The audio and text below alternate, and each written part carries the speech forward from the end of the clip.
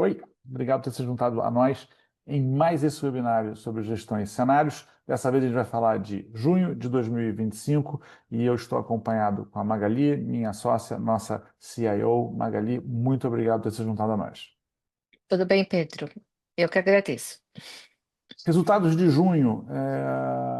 Bom, resultados em linha com tudo aquilo que aconteceu. A gente tem um resultado no fundo internacional um pouco pior, basicamente por conta do dólar que caiu, e todos os outros fundos rodando perto do CDI ou a 90% do CDI. Então a gente vai mergulhar agora em cada um deles para dar mais informação para vocês e, como sempre, a gente começa compartilhando uma tela e Magali explicando ela para vocês. Magali, com você.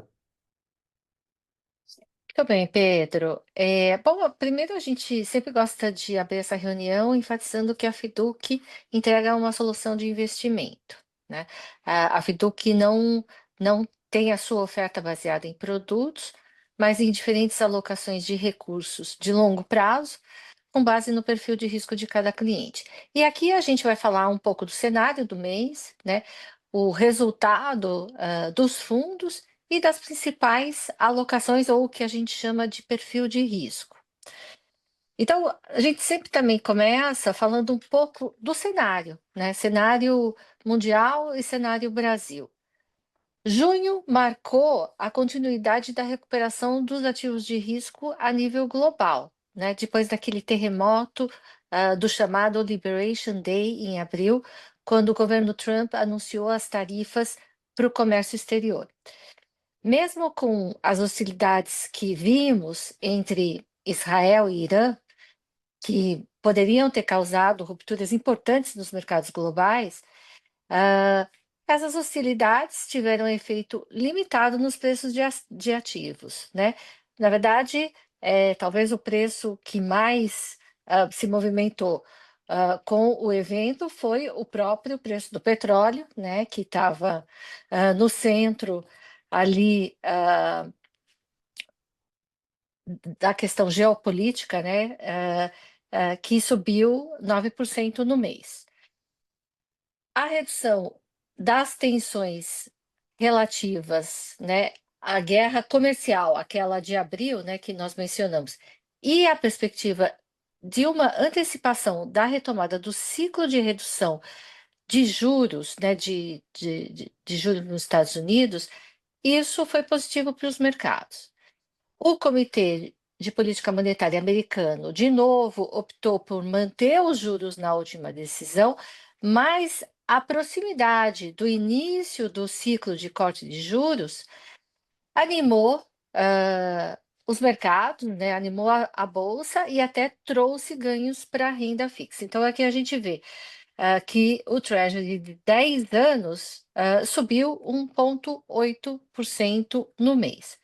As bolsas americanas, mais uma vez, com uma forte demonstração, se recuperando daquele tombo de abril, né? O Nasdaq subiu 6,3%, o S&P 5%, ficaram à frente de índices como o índice global de ações, que subiu 4,5%, e de Europa, subindo 2,9%.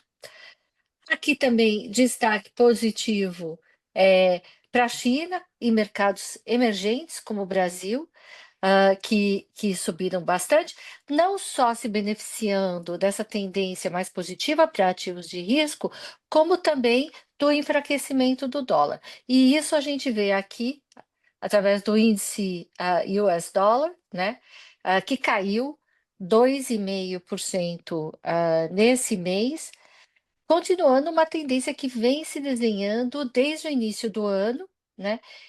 E terminou com o dólar atingindo o menor nível dos últimos 3 anos no final de junho. Aqui já fazendo uma ponte com os indicadores brasileiros no lado direito, esse enfraquecimento do dólar a nível global teve repercussões aqui no Brasil, né? O real foi destaque de alta no mundo, foi praticamente a melhor moeda, né, em termos de retorno. Retornou à cotação de outubro do ano passado. E o que a gente pode falar disso, né? Além de estar se beneficiando dessa tendência global, o real também está se beneficiando do fato de que, nesse momento, o Brasil é um dos poucos ou quase únicos países do mundo que está subindo a taxa de juros, né? Enquanto a gente tem taxa estável nos Estados Unidos, taxa caindo na Europa, baixa em vários outros países do mundo. Então, o diferencial de juros entre o Brasil e o resto do mundo fica alto, isso atrai investimento de renda fixa aqui. E por falar em juros, o Copom subiu, né? O Copom, que é o Comitê de Política Monetária, agora falando aqui do Brasil, subiu a taxa de juros básica da economia em 25 pontos base, né? Levando a taxa para 15% ao ano, mas sinalizando que antecipa uma interrupção das altas, né? Porque o Banco Central entende que a política monetária já está num nível suficientemente contracionista nesse momento, considerando que ela tem efeitos defasados. Então, ele está satisfeito, pelo menos por enquanto, com esse nível para controle da inflação.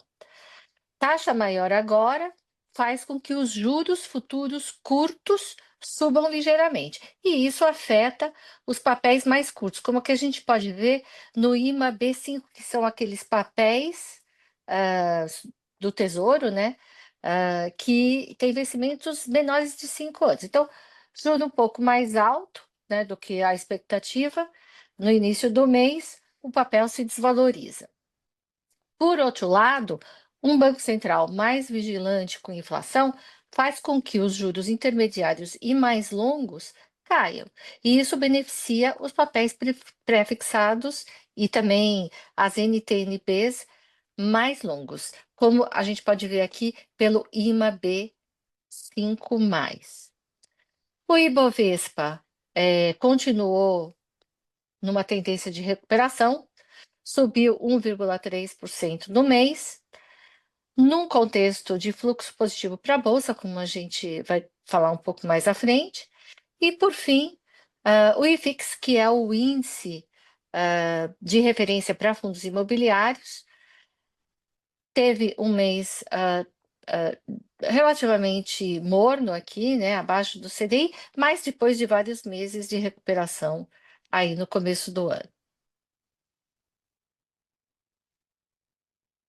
Agora a gente entra aqui no desempenho dos superfundos e perfis no mês, destaque positivo para o fundo de ações, renda fixa e multimercado relativamente em linha com o CDI, o internacional aparecendo aqui como destaque negativo, em função da desvalorização do dólar que a gente comentou. Os perfis de risco tiveram retorno positivo e acima do IPCA, perfil conservador com um ganho de 0,91%, é esse aqui em verde claro, o balanceado de 0,82% e o especialista de 0,63%. Os fundos de previdência, aqui no lado direito, também foram bem, se beneficiaram principalmente da alta da Bolsa Internacional e dos multimercados. O Previdência Conservador subiu 0,9% e o balanceado 1,1%. Magali, cabe falar nessa hora que todos os nossos fundos especialistas estão muito acima do IPCA no acumulado do ano de 2025, mas também nesse primeiro semestre que terminou em junho agora, estão acima até mesmo do CDI, né? Dando números, o CDI no acumulado desse ano ficou em 6,4 e mesmo o nosso fundo conservador ficou em Perfil 6. conservador, Nosso certo? perfil conservador, certo? Não, o fundo está coberto de razão, não tem nada a ter consertado. Eu estou olhando aqui agora na apresentação, está fundos especialistas, deveria ser perfil, né? É, Não, é porque o, aqui tem fundo e tem os tem fundo perfis. e tem esse perfil, está certo? Mas o nosso perfil conservador, que é um conjunto de superfundos da FIDUC, está em 6,8%, ou seja, acima do CDI. O balanceado, 7,2%. E o fundo, e o perfil especialista, 8,2%, bem acima do CDI, muito acima do IPCA, todos os três acima de CDI e IPCA, cabia essa ressalva nessa hora. Perfeito. Em outras palavras, né, até o momento a gente tem um ano que está se desenhando mais favorável para aquele investidor que tomou mais risco. É verdade. Depois de muito tempo, né? Sim, Depois de muito tempo de deserto, finalmente o risco começa a ser remunerado no Brasil e já são 6 meses. perfeito. Indo agora para os comentários de cada fundo, começando com o fundo de renda fixa, a gente tem um mercado de crédito privado ainda com bom desempenho no Brasil, né? Isso é uma combinação de achatamento de prêmio de risco, né? O que a gente chama de spread, também boas taxas de juros, né? De carrego, né? Que a gente chama. Então, é uma combinação boa, né? É um investimento. ah, Sem muito risco, né? Tem atraído muitos investidores. O nosso fundo, nesse mês, rendeu 91% do CDI. No ano, ele está muito próximo ali do CDI. Aqui, no mês, os fundos de crédito privado, inflação e liquidez foram os destaques mais positivos. O fundo pré-fixado, que trabalhou com papéis mais curtos no mês, como a gente explicou, que foram mais impactados por esse movimento ah, da Selic, né, pelo Banco Central, aqui ele acaba sendo o nosso destaque um pouco mais negativo. Então, aqui a gente tem uma conjuntura que segue favorável, sem grandes variações no prêmio de risco, né? Acho que a gente pode falar que as últimas movimentações ainda têm sido mais favoráveis do que menos favoráveis, mas ainda é um cenário onde esses fundos se beneficiam de altas taxas de juros que seguem o juro básico da economia. Indo agora para o multimercado, o fundo rendeu 91% do CDI no mês, subiu 1%. O destaque positivo foi a estratégia macro, enquanto a estratégia quantitativa internacional foi a principal detratora. Esse é um movimento de oscilação natural para esse tipo de estratégia, porque ela é uma estratégia que envolve ações e tem mais volatilidade, né? A volatilidade desse fundo que nós temos é lá em torno de 15%. Apesar dessa queda nesse mês, esse foi o melhor fundo da nossa carteira em 12 meses. E se a gente olhar 24 meses também, está entregando muito retorno. Aqui, Pedro, o comitê está implementando algumas mudanças ainda nessa estratégia macro e também na estratégia long and short. Sempre com o objetivo de melhorar a relação risco-retorno, a gente tem ficado mais diversificado, tem alguns movimentos que a gente faz também de troca de gestores nessas carteiras, então tudo dentro do plano, sempre buscando um bom alinhamento com os melhores fundamentos. Nós Nesse tivemos. ponto, Pode falar, Pedro. Magali, só uma dúvida, nos multimercados, né? A gente tem há 2 anos muito criticando os gestores macro, né? Você e eu, a gente entra aqui, a gente critica muito os gestores macro, a gente diminuiu muito a exposição a fundo macro nos últimos 2 anos, dentro da alocação total da pizza do fundo multimercado. E agora eles parecem ter dado uma reagida. Você acha que isso é estrutural, ou seja, que isso é uma questão de longo prazo, ou você acha que isso é circunstancial, é um acúmulo de resultados ruins que determinou uma pequena curva? Você pretende levar o comitê de investimento a alguma coisa no sentido de reavaliar o peso de macro dentro do fundo multimercado, ou agora estamos satisfeitos com a alocação em fundo macro menor e vamos continuar assim mais alguns meses? Nós estamos relativamente satisfeitos com essa alocação. A gente vê aqui por essa pizza no lado esquerdo que a carteira já tem uma boa diversificação, né? Então, a gente, sim, do ponto de vista das alocações entre caixinhas, a gente está razoavelmente confortável com essa distribuição. O que a gente faz agora, como eu falei, esse ajuste dentro das caixinhas, né? Tem algum gestor que a gente precisa tirar, tem algum outro que a gente precisa colocar. A gente está sempre olhando a correlação entre os gestores de cada estratégia, né? Os mandatos que eles têm, a performance. Então, tem todo um trabalho nos bastidores, né, de o que a gente chama de diligência, né, onde a gente está olhando para esses gestores e está vendo se a composição da carteira está fazendo sentido. Então, são mais ajustes nesse sentido, né, olhando para cada caixinha individualmente, que a gente vai ver a partir de agora, tá?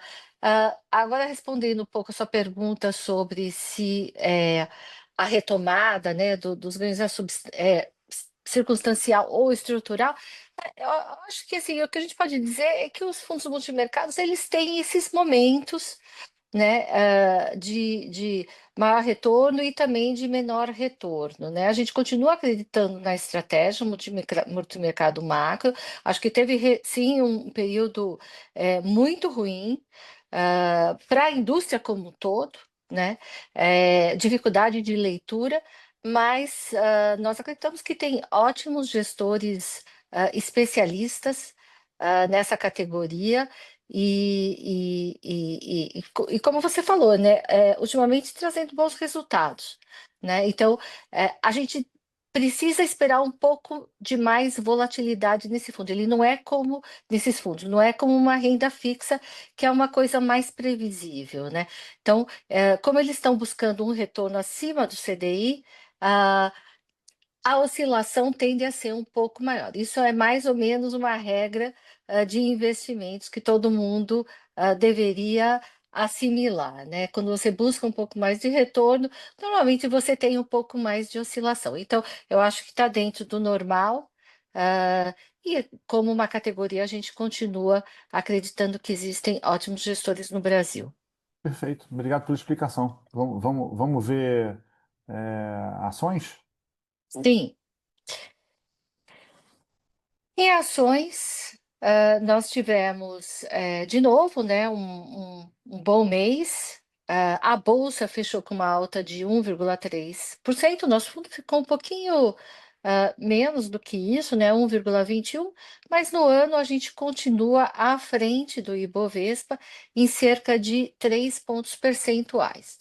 O que ajudou aqui a bolsa nesse mês foi essa sinalização do Banco Central de fim de ciclo de alta de juros, né? Beneficia setores ligados à atividade econômica doméstica.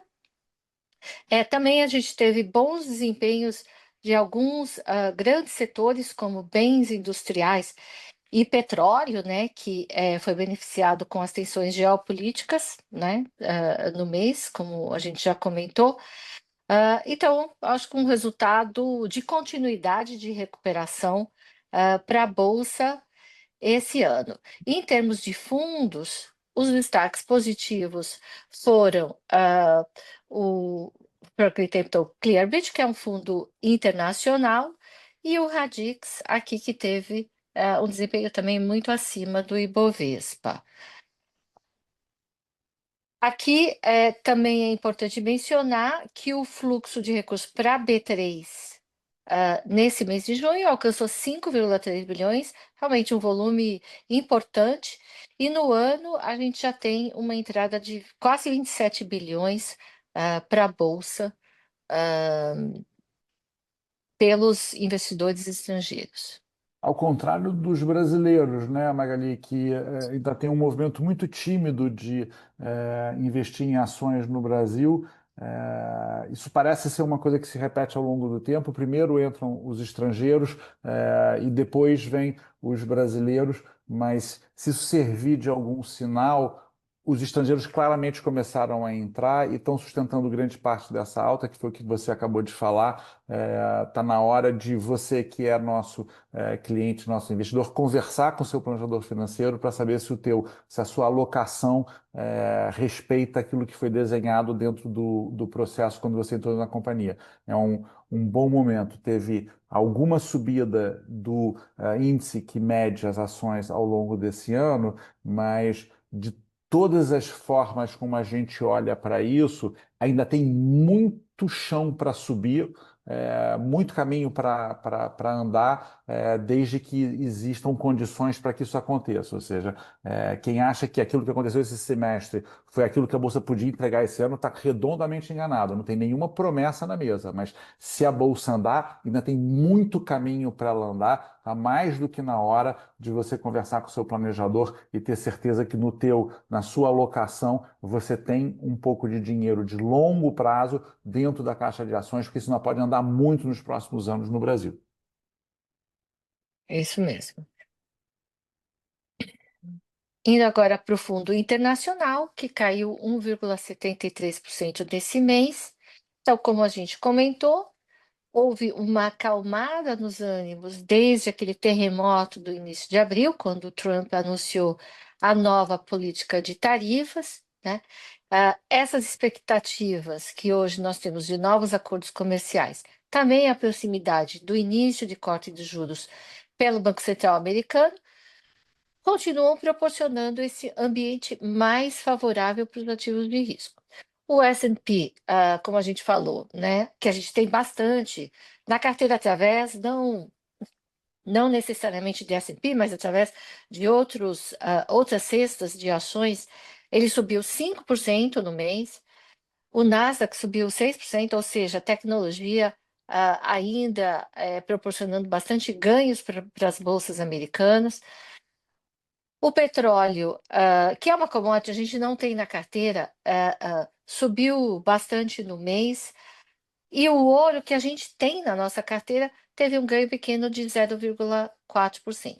A renda fixa americana também teve ganhos, né? Como a gente mostrou lá no início da conversa, os títulos de tesouro de 10 anos americanos, eles subiram mais ou menos 2% no mês. Então, praticamente todos os ativos que a gente tem em carteira, ou quase todos, tiveram uma performance positiva em moeda original.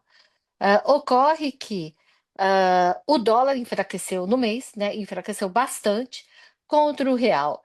A queda foi de 4,41% e mais do que anulou esses ganhos em moeda original. Então, é importante aqui, eu acho que talvez explicar mais uma vez que nesse fundo nós estamos expostos à variação dos ativos, né, na sua moeda original e também a moeda, que é o dólar. Então, o resultado computa o retorno em dólar de cada ativo, mais a tradução dos valores em dólar para o real. E foi nessa tradução que o fundo passou de positivo para negativo. Da mesma forma, quando o dólar se valoriza, a gente se beneficia da valorização do dólar. Então, sempre importante explicar isso. Mas a gente está super confortável com essa diversificação também em moeda, porque ela ajuda, né, a mitigar risco no longo prazo e tem proporcionado também ganhos muito importantes para a nossa alocação como um todo. E a gente vê isso no resultado dos perfis ao longo do semestre, né? Os resultados dos perfis ao longo do semestre, ele já tem dentro dele o resultado do FIDUC Internacional, do Fundo Internacional. E apesar desse resultado, esse mês ser negativo, ao longo do semestre, todos os nossos perfis estão acima, até mesmo do CDI, o benchmark deveria ser IPCA, então estão muito acima disso. Porque o fundo internacional, ao longo do tempo, entregou mais dinheiro, muito mais dinheiro do que perdeu, funcionando como um contrapeso dos outros fundos, que é o que você falou agora. Perfeito. Agora, entrando nos fundos de previdência, a gente tem um fundo conservador, que funciona como uma carteira diversificada, mas com um viés mais cauteloso. Renda fixa aqui é a maior parte. Ações Brasil e Internacional, a gente tem um pouco, né? Em torno de 16%, e multimercados representando 3%. No fundo balanceado, além da gente ter uma boa exposição em renda fixa diversificada, nós temos mais ações que o conservador mais multimercado e ainda uma alocação de crédito imobiliário que não existe no fundo conservador. Indo agora para os resultados do mês, a parcela de ações internacionais, nós vemos aqui nos dois fundos, elas contribuíram muito bem para os resultados, junto também com os fundos multimercados. Aqui tem um pouco mais de peso naqueles fundos macro, que foram bem nesse mês, então a gente teve bons ganhos aqui de multimercados para os dois fundos. Nós também tivemos um bom desempenho aqui na renda fixa CDI, em linha com o CDI no mês, que foi de 1,10%. Na parcela de fundo imobiliário, aqui que só aparece no balanceado, a gente foi muito melhor do que o IFIX, né? Lembra que no começo a gente falou que subiu 0,7% no mês. E um pouco pior aqui, né? O que foi um pouco pior foram os resultados de renda fixa e inflação, né? Mesmo assim, aqui um ganho de 0,93%, aqui também positivo, mas um pouco menor, porque aqui nós carregamos papéis mais curtos, né? Então vamos lembrar que no começo a gente explicou que os papéis mais curtos sofreram um pouco com a alta da Selic no mês e essa expectativa de juro mais alto no Brasil no curto prazo. No geral, um resultado bastante positivo, previdência conservadora subindo 0,9% e a balanceada 1,1%. E com isso, Pedro, a gente conclui esse resumo das principais tendências e dos resultados do mês. Obrigado, Magali. Obrigado pelo seu tempo, pela sua atenção. A todos vocês que estão nos ouvindo, esse é o fechamento do semestre, do primeiro semestre. A gente se preparou para um ano que ia ter muita volatilidade. A gente conseguiu explorar essa volatilidade no primeiro semestre, entregar bons resultados para todos os nossos perfis e a gente espera mais volatilidade no segundo semestre. É um bom momento para você procurar o seu planejador, conversar com ele sobre a sua carteira de investimentos total, aquela que está dentro da Fiduc, entender melhor seu projeto. Ele tem um monte de informações que a gente passa para ele diretamente, ele pode te ajudar nessa jornada. A todos vocês, até mês que vem. Muito obrigado.